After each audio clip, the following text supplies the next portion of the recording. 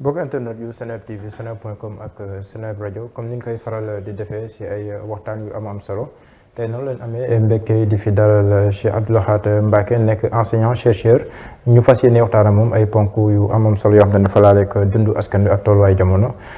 Cheikh Abdou Lahad ñu ngi lay ziar di la bàyyi nga nuyoon ak ñuy teewlu. sëñ Mohamed ñu ngi lay ziar Juma Mubarak di ziar téléspectateurs yi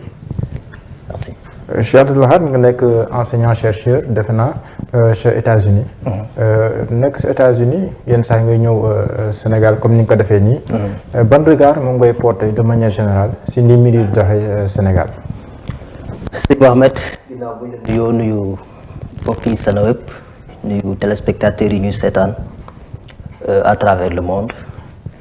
nuyu commentateurs yi bon. regard bi ngay xool ci Sénégal ak boo fi ñëwee ak boo nekk à distance di ko xool mooy lu ñu poussé tey ñu ñëw Seneweb booy xool da ngay gis ne dafay risquer toujours dem ba war a mën a jël kàddu publiquement pour wax lu nga xam ne dafa concerner réew mi ak waa réew mi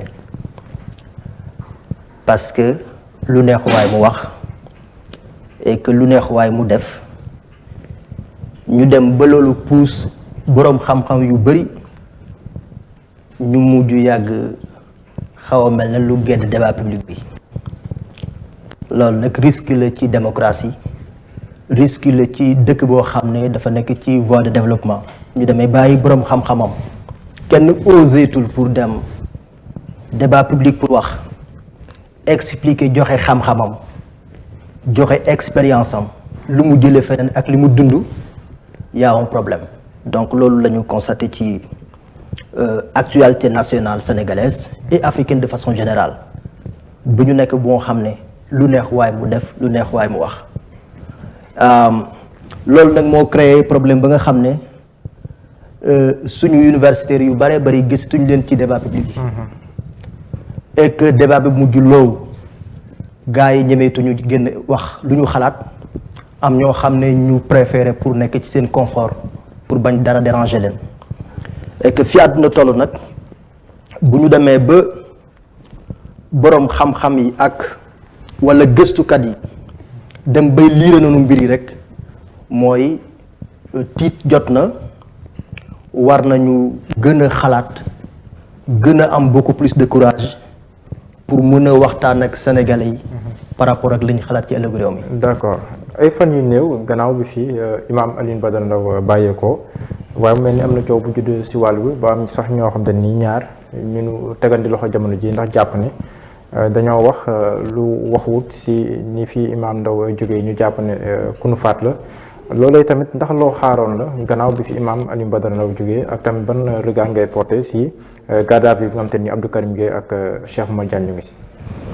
waaw xam nga aussi Imam Alioune Ndao tout d'abord ñu wax inna lillahi wa inna ilayhi rajiun ci yàlla la ñu jóge foofu la ñuy dellu et que ñun ñëpp aussi ay jullit lañu ku mel ne Imam Alioune Badara Ndao ku ne xam na li ko yóbbu woon fa mu nekkoon parce que ci kàddu boppam le Sénégalais yu bari amee pressentiment wu ndekee situation yu ñuy jàppee détenu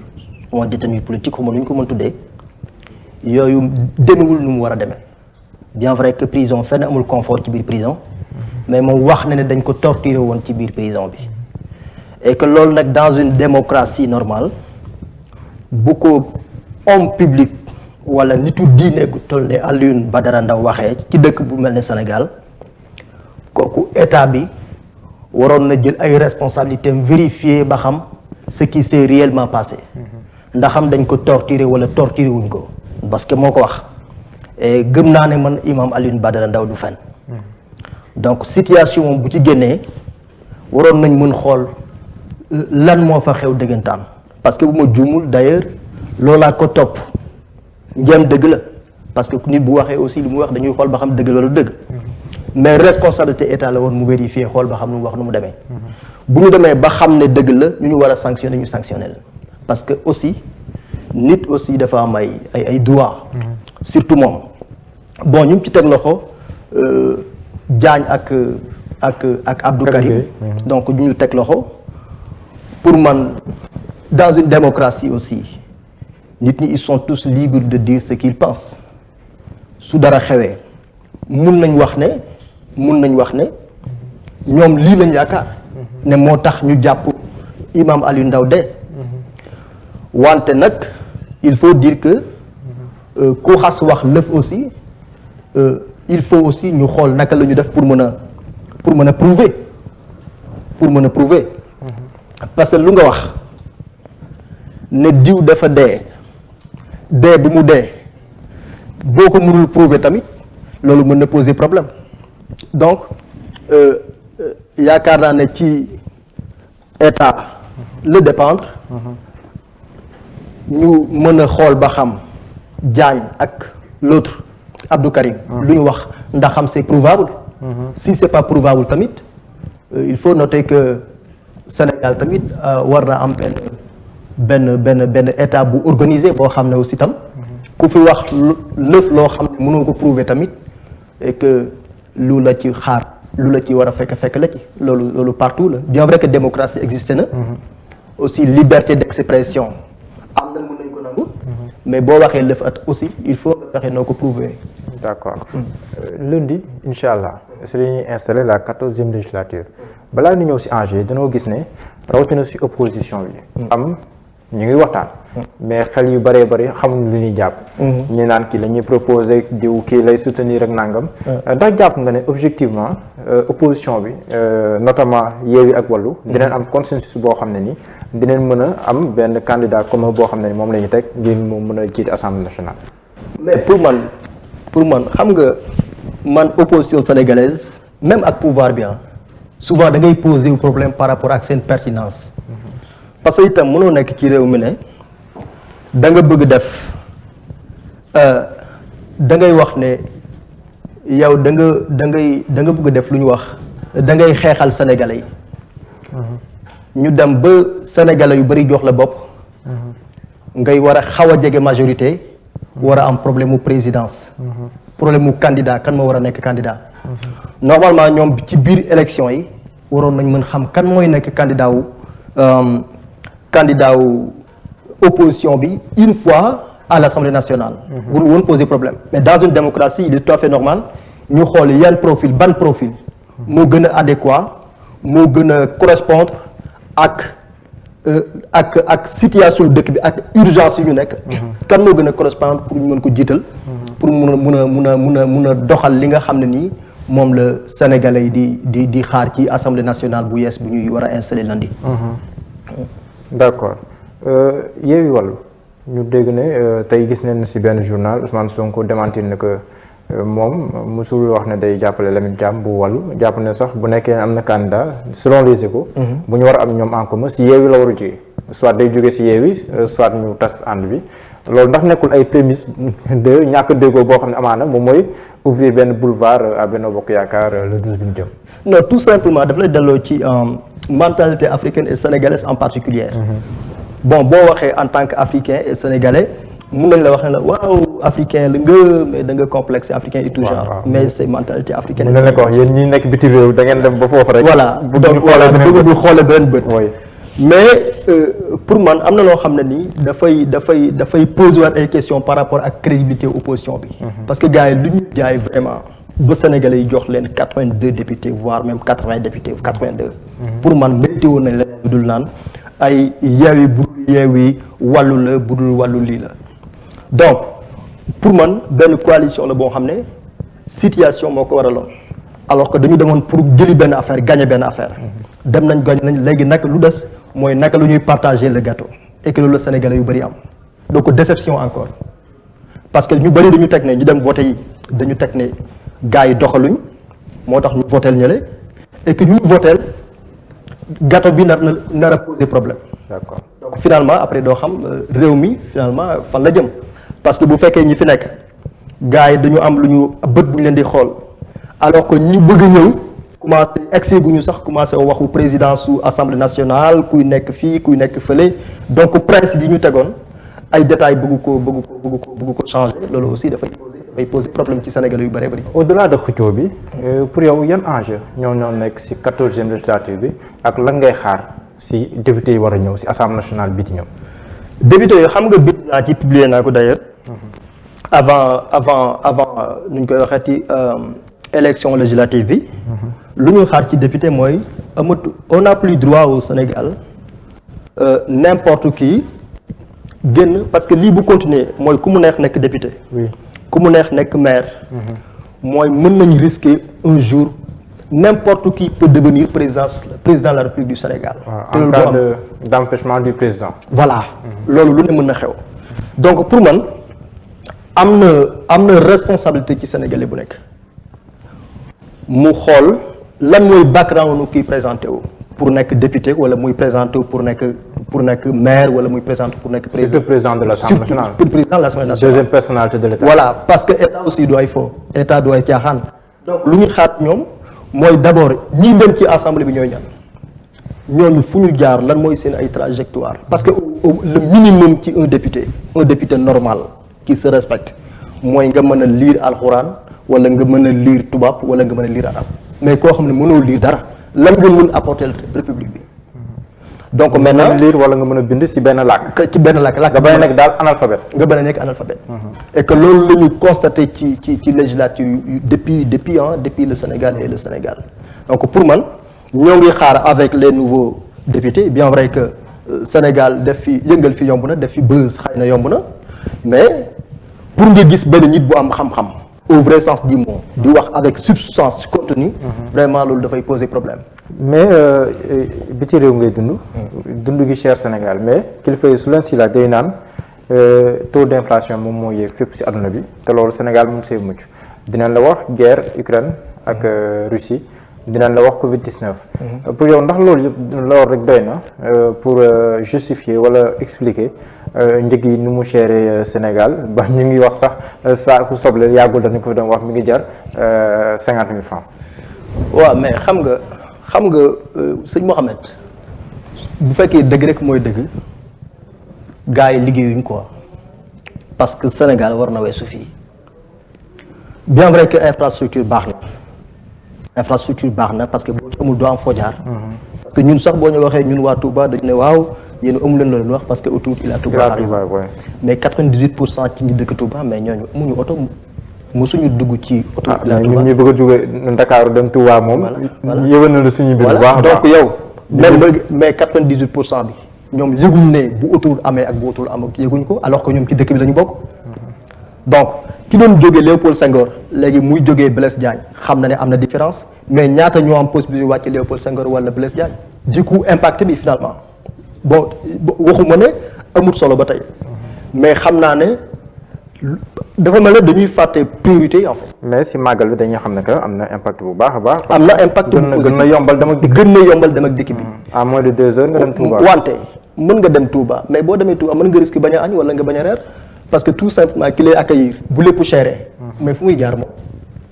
et que loolu état bi aussi am na ci loolu bu mag voilà man pour man état du ay caaxaan comme nu ko waxee sànq état du ay faux boo nekkee si dëkk boo xam ne da nga bugg a dem ci pré-émergence dem ci émergence. mooy da ngay fexe ba nit ñi dootuñu am problème lu ñuy añee wala lu ñuy reere pour mën a éviter yenn dérapage yi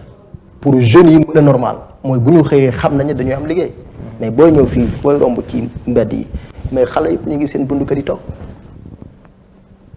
c'est grave xale yëpp ñu ngi seen bundu kër yi toog kenn deful dara ci dëkk boo xam ne da nga ne dëkk bi dafa bëgg a dem alors que ku fi wax ba ñu fal la aussi tamit mais li nga doon réclamer li nga doon xëcc finalement kenn dootul gisati dara loolu lu muy poser tout simplement mooy voilà donc mun nañu waxu développement waxu émergence mais affaire yi toujours day demee boor alors que dëkk bu mel ne Sénégal nga gis ñoo xam ne dañu nekk ci benn confort boo xam ne dëkk boo xam ne ñëpp a ñàkk bokk dëkk yi gën a ñàkk ci àdduna bi dëkk yi gën a ñàkk xam-xam ci àdduna boo xoolee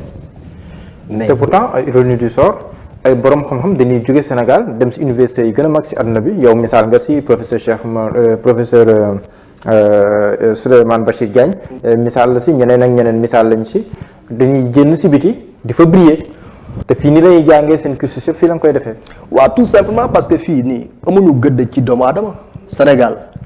Sénégal nit ki dañu fiir quoi dañuy gars yi fii dañu jaloux quoi donc loo mun a xam ak ko mun xamee même booy wax sax am na statut yoo xam ne ak titre yoo xam ne ni sax man du ma ko bëgg du ma ko tudd sama làmmiñ parce que soo ko tuddee d'ailleurs boo demoon ci commentaire yi waaw sénégalais finalement gars yu bëri moo tax non seulement ñu nekk extérieur ak sénégalais ñoo xam ne ñu ngi briller à l'international mais bu ñu ñëw fii du ñu wax et am na ay borom xam-xam yu nekk ci dëkk bi fii même université de Dakar mais du ñu wax parce que soo waxee commentaire merci soo waxee sénégalais voilà. d'accord ñu wax ci màggal gi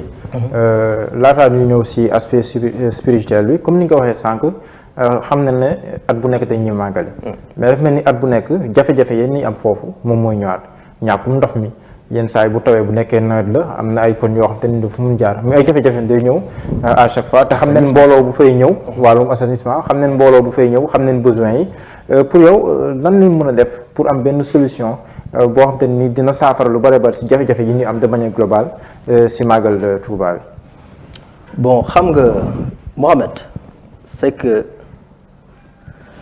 bu ñu waxee dëgg bu ñu waxantee dëgg rek te yàlla tax mooy de Senghor à Macky Sall benn président mësul def dara Touba. pourtant dañu naan li président Macky Sall def Touba. président def ko te defu fa dara. loolu mooy ce qui veut dire que gars yi mësuñu def dara Touba. effort yi mu fay def yëpp. non Macky Sall deful dara Touba non yàlla rek tax may wax xam nga. autoroute daa Touba ak yéen. non Mohamed man awma pression sama dund mais boo xoolee ba xool da ngay xam ne Macky Sall deful dara Touba. hôpital bi mu fa inauguré lu yàgg. mais hôpital boo xam ne kenn mënu fa fajo hôpital boo xam ne hôpital ay tabax mi ngi mel ne nga defar université boo xam ne tabax université ba mu baax alors que amoo professeur amoo mode de fonctionnement amoo budget de fonctionnement même chose la ak hôpitalu 45 milliards boo xam ne wéy hôpital régional boo xam ne à l'échelle internationale boo xam ne ça ne sert absolument à rien. quand même Macky Sall non Macky Sall pour man bon il fait son job mais par rapport ak Touba boo xoolee da nga xam ne Touba gars yi defaguñ fa dara parce que dëkk bu mel ne Touba au moins mën nga wax ne 1 million et quelques personnes dañuy yeewoo Touba mais dëkk boo xam ne amul sécurité ku ne mën nga dugg ci kër gu la neex def fa lu la neex dëkk boo xam ne boo woon sapeur pompier tey sapeur doo gis sapeur mukk dëkk boo xam ne boo amoon problème police doo gis police amoo droit woo police 72 heures doo gis police doo gis sapeur ku ko feebar da ngay dee mais ñu bari ñu ngi feebar Touba di dee donc ak dëkk bi ni mu toll ak lu muy représenté Sénégal bien vrai que murid yi dafa am lu ñu Serigne Touba jàngal te américains yi dañ koy jàngal seen doom bu ñu nekkee xale bu ñu nekkee crèche mooy when you want something you gotta go get it loolu mooy boo bëggee lëf da ngay dem jëlal ko sa bopp ñun ci loolu la ñu màgg mooy booy judd dañu lay xamal ne you not better than anyone but no one is better than you gënoo kenn gënu la wante kenn gënu la en même temps donc soo bëggee lëf da ngay dem jëlal ko sa bopp murid yi loolu mooy seen fort mooy suñu fort ñu lu ñu soxla dañ koy jéem a utal suñu bopp ba tax na état yi fi jaar yëpp bu ñu ñëwee dañuy nooyal mais nag am na si kañ la ñu soxla mooy état la waaw rôle état la donc kañ la ñu soxla moo tax Touba moo tax gars yi am fula moo tax toujours régime bu ñëw gars yi dañ lay wan seen bopp parce que tout simplement dañuy jàppe ñoo xam ne bon mosuñu respecté bon dañu jàppe ñoo xam ne bon ñun suñu bopp yi baaxul bon voilà ay nit la ñoo xam ne nii dañu bon sont pas civilisés xamuñu lu xew ci àdduna bi et tout mais c'est dingue et que ñu fay ñëw yëpp ni gis-gis boobu léegi changé na waaw mais non boo xoolee ci kaw tout simplement parce que gars yi ñu ngi am neneen nu ñu doxee mais ñu bëri ñu fay ñëw ni mais ñëwuñ fa pour wut yàlla ñu bëri dañu ñëw Touba pour affaire u àdduna et que Touba àdduna mooy poids électoral bi mu am nii bu ko amul dafa gis benn politique donc pour man nag il est temps pour que d'ailleurs gars yi xam nañ ko moo tax ce qui s'est passé ci élection législative yi ce qui s'est passé ak présidentielle bi et que présidentielle bu amoon suba loolu mooy gën a grave mais nag il est temps pour que ñu trouver nag benn profil boo xam ne dina correspondre adapté ak besoin wu dëkk bi donc nit lañ yoo xam ne nit yu am ay principe lañ nit yu gëm dara lañ te ñuy mën a jàpp lañ ñuy Touba bu la jàppee jàpp na la bu la bàyyee bàyyi na la amatul ceew soxla noonu la ñuy dundee état yi ñoom lu ñu mën a jàpp état bi fi nekk gouvernement moo tax ñun we don't care parce que xam nañu ñoom lu ñu représenté pour ñun xam nañ leen ñoom aussi peut-être xam nañu mais ñun aussi xam nañ leen te loolu day gën a pire mais ce qui est sûr mooy mbir yi dina changer ah dina changer par A ou par B parce que xam nañu poids électoral bi ñu am. Cheikh Abdou Lahad ndax da ngay dugg ci politique. man commentateur politique la mais lu ma gën a intéressé mooy xam naa ne daal nit laa boo xam ne dama bëgg a nekk nit bu indépendant ci sama xalaat indépendant ci sama gis-gis. D'accord. donc di wax lu ma xalaat par rapport ak. côté spiritualité lan nga ñuy dénk ci màggal bi ñu mën ko baaxewaale ñu ni seetaan. lu may dénkaane ci màggal gi mooy borom dafa waxoon nañ ko ci sant la yàlla. ne bu ma demul woon ci tukki bi dara du ko jar mooy lawla xaybatul bahriya la halaktu ahlu mooy su ma génnul woon dem ci tukki bi dara du ko jar bon ci olof pour bañ a déborder ci loolu luñ ci gën a dénkaane itam mooy dafa am verset coranique buy attirer sama attention toujours mooy histoire Souleymane bi suñu borom nettali ci alquran ne inni ahbabtu xubbal xayri am dikri rabbi mooy Salomon dafa dem ba am pressentiment wu mi ngi commencé bëgg bien matériel mi ngi commencé remporter à la place dont il devait aimer son Seigneur bëgg gi mu bëgg àdduna mi ngi koy commencé fàttaloo yàlla loolu laay dénk sam bopp di ko dénk kilifa diine yi